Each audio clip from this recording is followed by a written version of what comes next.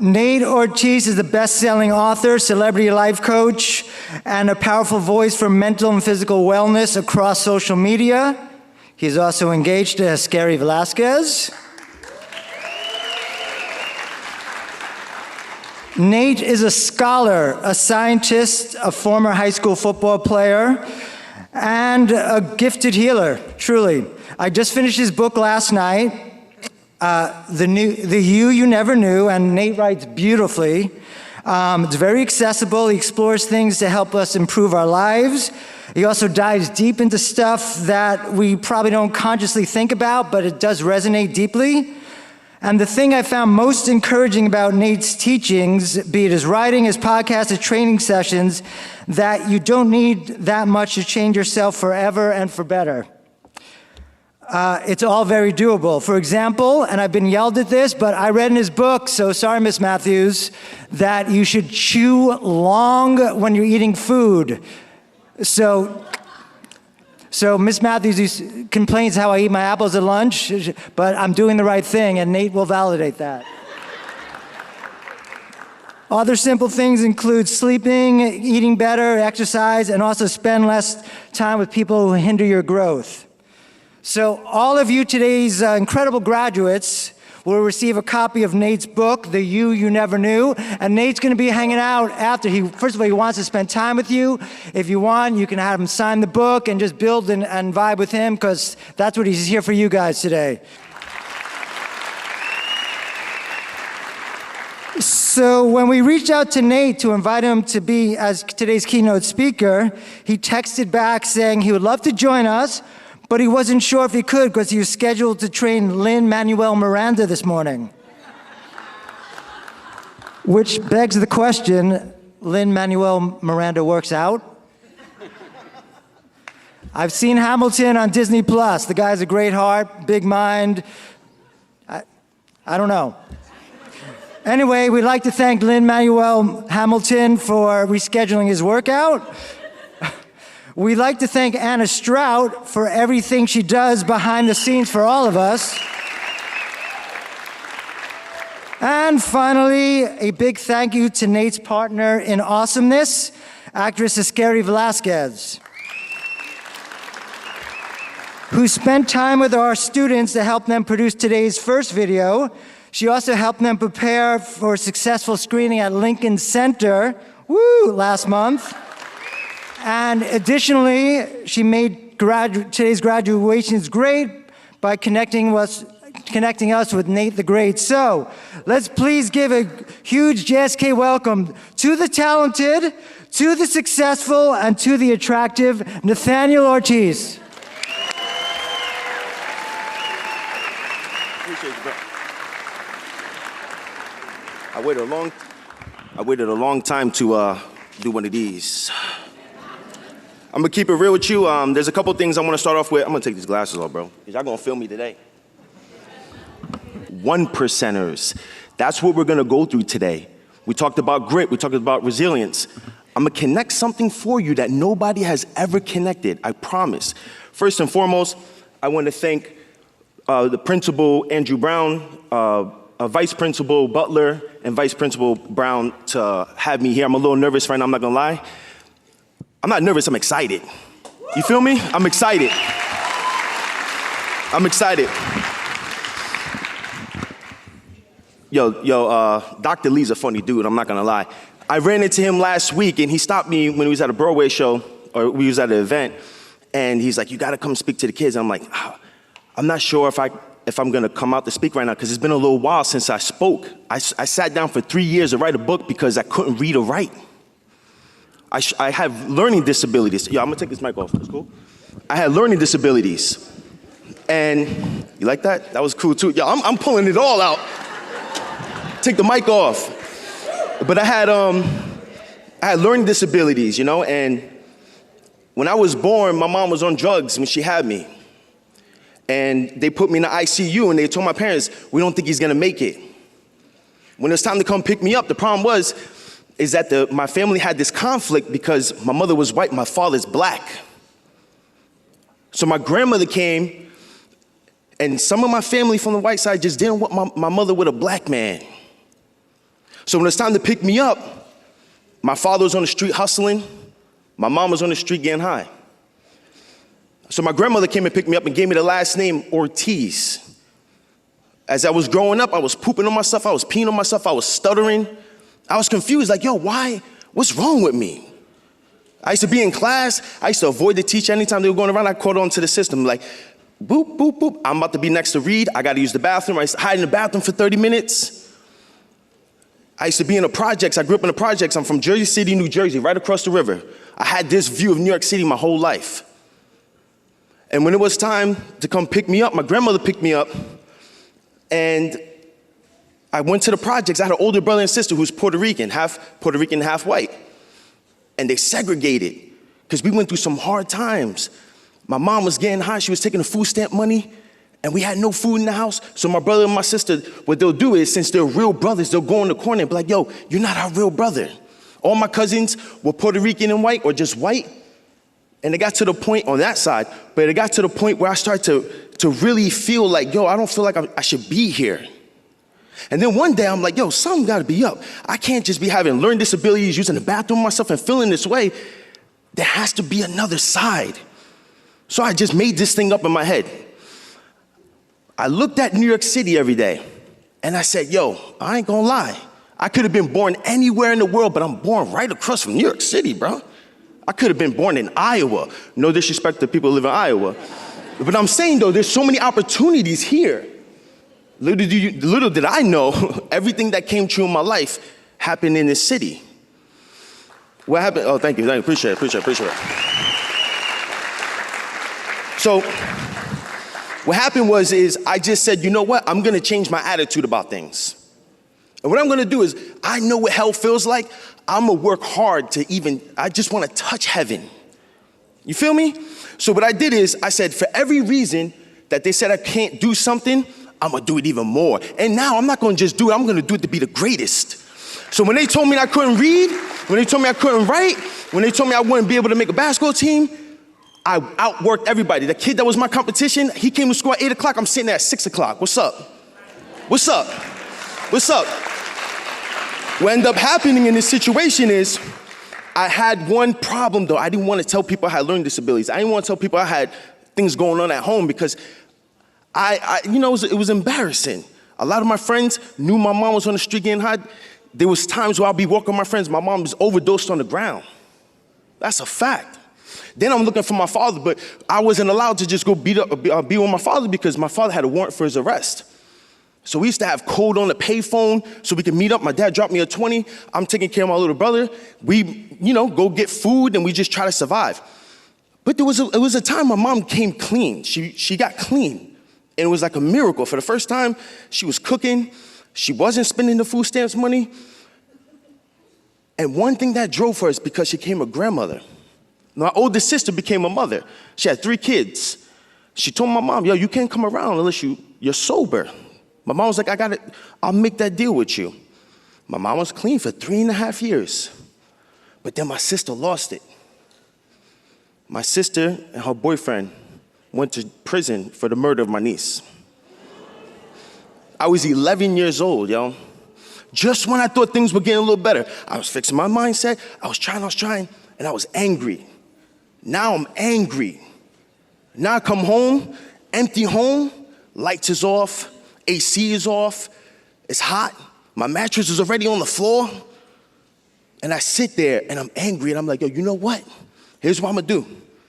A couple of the kids in the neighborhood selling drugs, I'm gonna hustle a little bit, and then what I'm gonna do is I'm gonna help my brother, and we're gonna do this, we're gonna do that. And I was like, yo, and I dare somebody to say a joke tomorrow in school, because it was on the news, everybody saw it.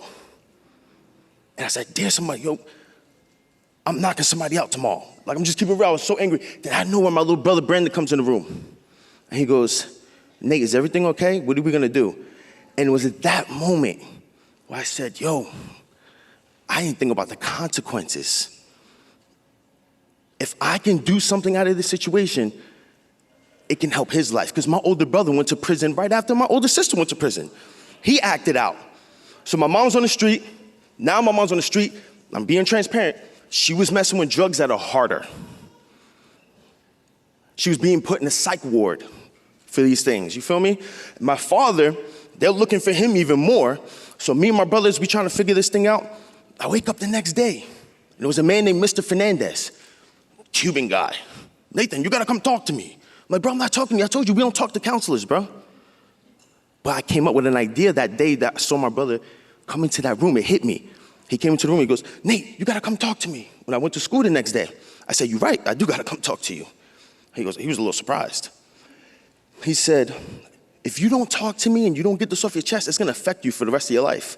And I said, I think you're right. But I need a favor from you. He said, what's that? I said, I'll tell you everything you want in the world.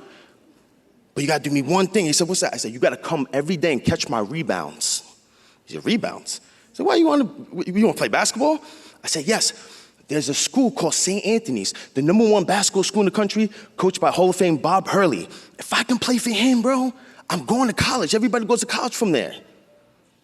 He said, all right, I'll make you a deal. You come every day, but the day you miss, you gotta come every day after school and talk to me.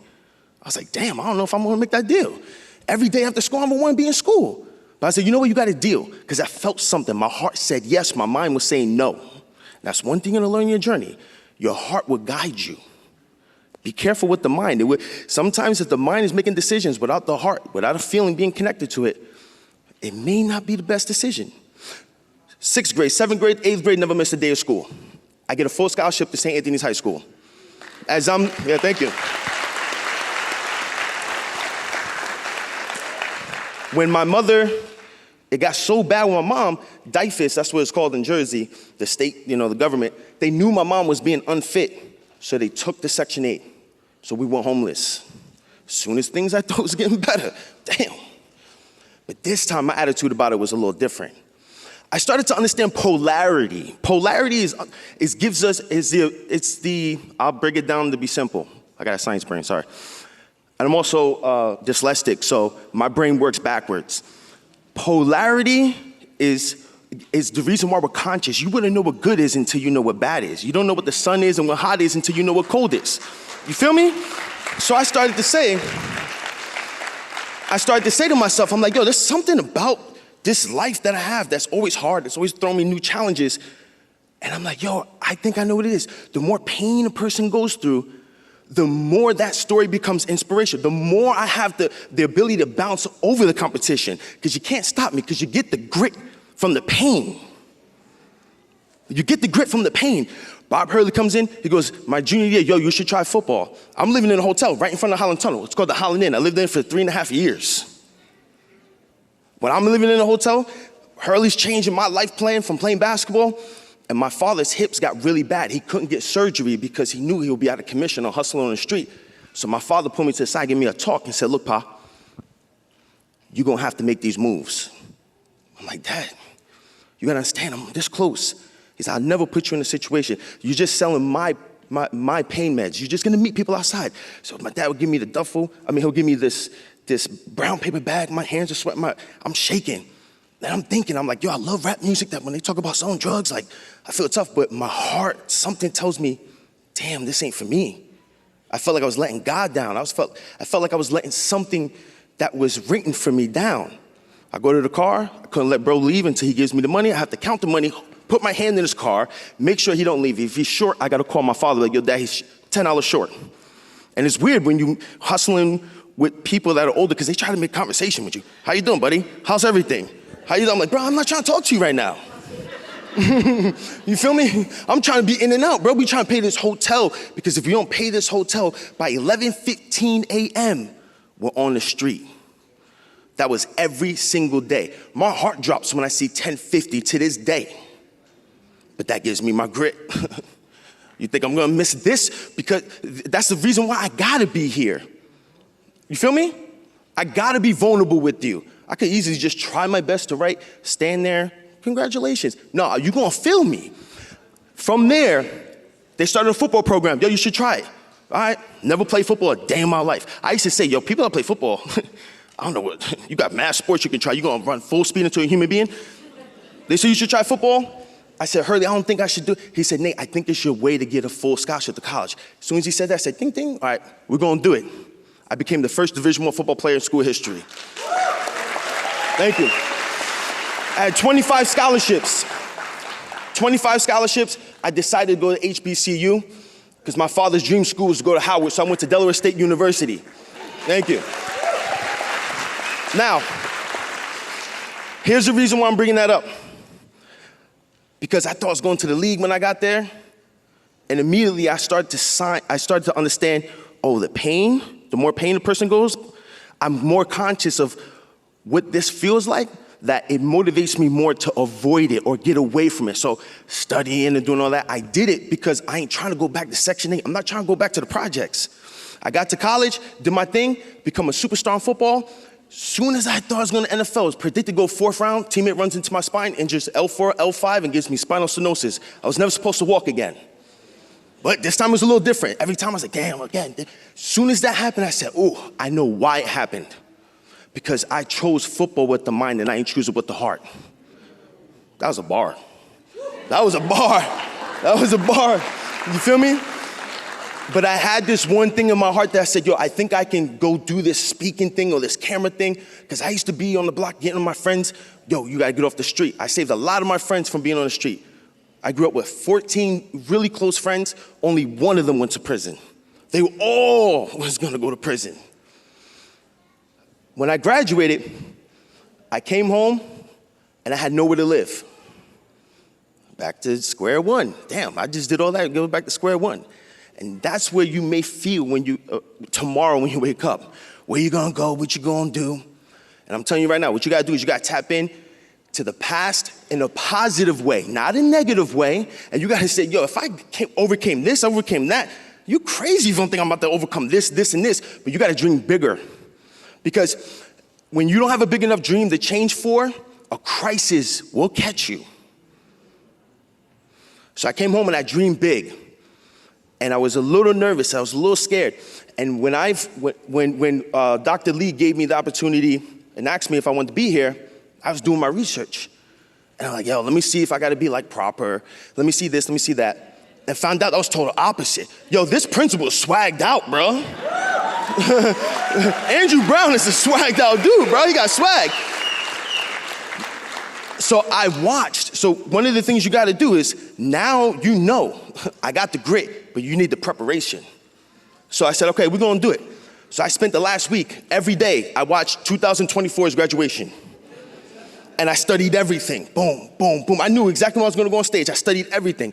Why? Because my brain works a little different than other people's brains. Some people would say, I have mental health problems, some people, and it's true, I have a lot of that. I have 4 autoimmune diseases, but that's what motivated me to want to go study the body in college.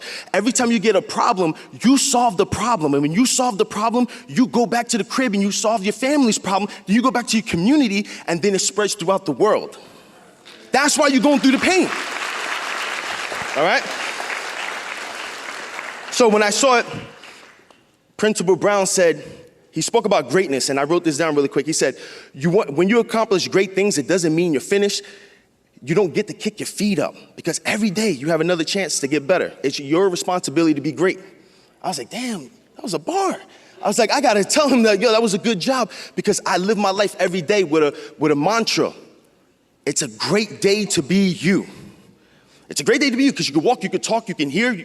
You're physically able. And if you're missing an arm, you still got the other arm. Other people got it worse. And you're in New York City. You're in New York City. What you're gonna learn is, as you get older, going through the pain, growing up in New York City, you're gonna start seeing a pattern here. If I have to sit you with somebody who has a different religion, if I have to sit you next to someone who's a different race, does it bother you? Oh, damn. If somebody else is telling you they have some type of learning disability or health problem, do you judge them? Damn. You can relate to them? You can relate to their past in a way? Jesus Christ. It was as if you were meant to be here. It was as if you were meant to go through your pain. It was as if the universe or God is having you go through what you went through, because it's your responsibility to put that conscious wave out into our country, into the world. And that's why it's called the 1%er. How many of you are the first one to graduate high school this year?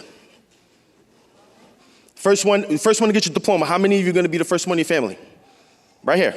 Graduation of 2025. Don't be shy, raise your hand. Okay, all right. All right. Second question, how many of you are the first, thank you for raising your hand late. The second question is, how many of you are the first ones to get accepted by a college, or apply for college? Congratulations. Congrats. Now, if I say, how many of you are not addicts? How many of you are not locked up at this time of your life, right? If I keep going through down the file, we'll start seeing that you only had about a 1% chance to make today happen. That's a fact. I'm telling you right now, look it up when you get home. You had about a 1% chance. And then if we look back on everything else, you will look up the statistics, you're gonna see 1%, 1%, 1%, 1%. So when you hear the statistic, oh, it's so hard to do this, and they give you that small statistic, you think opposite. You go for, oh, I'm gonna be a part of that 1%. I had a 1% chance to get a book deal. I couldn't read or write. I got the book deal. I had a 1% chance of getting an agent. I got the agent. I had a 1% chance of going to Division I. I got all the things they said I couldn't do because I learned that everybody could tell you to do it. I don't know how to do it, but they never did it. Everybody's judging you and your story because they can't relate to your story. You ain't from where I'm from, bro. Okay? So I'll finish with this. What you're doing today, people say this all the time, and I'm saying it from the heart. What you're doing today, you don't understand.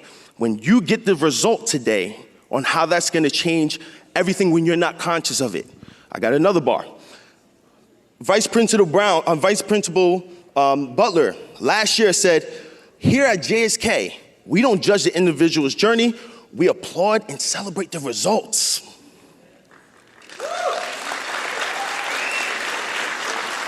That stuck with me. But watch this. Judge their journey, see them get the results, and it's just proof of greatness. It's proof of resilience, it's proof of grit. And when you go out there and you continue to get the result, you make their job easier to make sure they're fighting for the school. You make your parents and your family happy, because I'm telling you right now, your parents and your family, they were really hard on you. They're really hard on you. Mom, you don't understand me. Dad, you don't understand me. Yo, bro, you don't understand me. I'm telling you that right now. When I was a kid and I had stuttering issues, my father used to stop me in the middle of the projects. Nate, come here. I'm like, oh my God, what, Dad? He's like, when you speak, it's the most important thing and most important power you'll ever get in your life. I'm like, bro, I'm like 6 years old. What are you telling me this? He's like, the reason why I'm telling you this is because you get one opportunity to get someone's attention. If you mess that up, you mess up everything. And that's the one power you'll have as a human. So and I'm like, okay, Dad, I got it. Can I go back in the projects and play with my friends? And as I got older, all the little nagging things my father used to tell me, I call him to him, yo, Pop, I'm not gonna lie, you was right about this one thing. And he be trying to play it cool. He's like, yeah, Pa, and then he'll give me another life lesson on top of that. When you graduate today, and as you graduate today, you got siblings. You just inspired them that it's possible. When you graduate today, you have your staff at JSK that now can go and continue to fight. And Principal Andrew Brown can keep talking the way he talks with confidence because he has the result. When you get the result, you give your family hope. Because your job as a 1%er is you overcome generational trauma and poverty. Okay? The 1%er makes the impossible possible. So, I said I end with this like 7 times. It's dangerous. I gotta get out of here. I know you guys wanna get out of here. But you can't get the results unless you take advantage of every day to get better. But just remember, I told you, there is nothing that's impossible to you, my friend. I'm telling you right now. Y'all gonna hit me up in a couple years and be like, yo, Nate, when you came through, I thought you was like a little hyped up, too much energy. But I feel what you say now, bro. Don't matter what people say about you, don't matter what you go through, what adversity you go through, just always remind yourself that it's a blessing to be able to walk, to be able to talk, to be able to hear, to be able to see. And if you got that opportunity and you're in New York City, then you should take fully advantage of it. The book, The You Never Knew, it will be given to each and every one of the class of 2025. In that book, I dedicated my life to it. Because some of you are gonna go through hormonal issues. Some of you are gonna have back pain. Some of you are gonna have digestive issues. Some of you are gonna have to go over fear and overcome fear. Some of you are gonna have to say no because your yes isn't good enough until you learn how to say no, so you have to protect your energy. Some of you are gonna have to go into the unknown and beat fear with courage. Some of you are gonna have to understand how to use your body and not your mind. So I'll end with that. My name is Nate Ortiz, class of 2025. Congratulations, I'm so proud of you.